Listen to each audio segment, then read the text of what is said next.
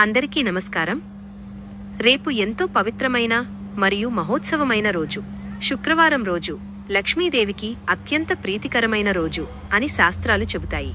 అంతేకాకుండా రేపు శుక్ర నక్షత్రం కూడా ఉండటంతో ఈ రోజు చేసే పూజలకు మరింత విశేషమైన ఫలితాలు లభిస్తాయని పెద్దలు చెబుతున్నారు.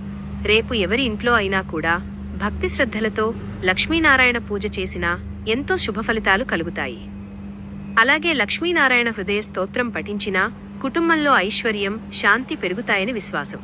ఇంకా రేపు ఉమామహేశ్వరులను పూజించి అర్ధనారీశ్వర స్తోత్రాన్ని భక్తితో పఠిస్తే భార్యాభర్తల మధ్య సఖ్యత, ప్రేమ, ఆనందం మరింతగా పెరుగుతాయని పురాణాలు చెబుతున్నాయి. ప్రత్యేకంగా ఎక్కడ భార్యాభర్తల మధ్య చిన్న చిన్న కలహాలు ఉంటాయో అలాంటి కుటుంబాల్లో ఈ పూజ ఎంతో శుభప్రదంగా ఉంటుంది.